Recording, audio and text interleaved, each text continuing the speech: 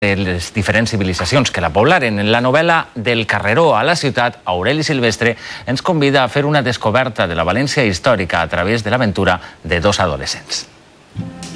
Ens endinsem en una aventura que ens proposa Aureli Silvestre, historiador valencià, que amb la seva novel·la ens ajuda a descobrir la ciutat de València a cada pas. Conta l'aventura de dos xiquetes que durant uns dies, per un motiu concret, han de recórrer la ciutat de València, però al mateix temps ens està contant l'aventura que va suposar des del naixement de la ciutat de València fins als nostres dies. Seguim el camí de les protagonistes de la mà del seu creador. Eixim d'este carreró, el del llibre, en ple centre del barri del Carme i punt de partida de la trama. Des d'ací retrocedim en el temps fins a la fundació de València. Ens assabentem que a l'actual plaça de la Mare de Déu els romans construïren el Fòrum, una basílica que feia de jutjat, i el temple, que segurament descansa davall la catedral. Caminant, avancem en el temps i podem admirar el xicotet temple que els visigots dedicaren al patró de la ciutat, el que coneixem com la presó de Sant Vicent.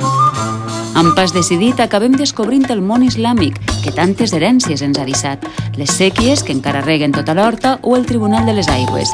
Però molt més que esta època, n'hi ha una altra que ha marcat un abans i un després a la ciutat, la conquesta de Jaume I. Quan arriben els cristians, fan neteja, la ciutat islàmica no els acaba d'agradar, carreronets, atxucats, i el que fan és plantejar un altre model de ciutat. D'aquella època ens sorprèn saber que les portes de les muralles actuaven com una mena de duanes per a recaptar impostos.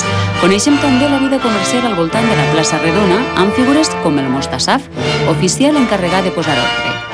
Amb unes passes més descobrim curiositats al voltant de l'activitat econòmica de la València medieval. Sabien que dalt de la llotja hi ha una presó on tancaven els mals mercaders? Seguint les passes d'Aureli recordem altres fets històrics decisius, la Guerra de Successió, les transformacions urbanes del segle XIX o l'abans i el després de l'arribada del 57.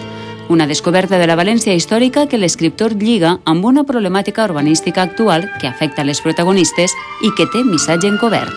Si impliquem a fons, podem revertir les injustícies. Una lliçó que ens porta satisfets al carreró, on, com els dèiem al principi, ha començat tot.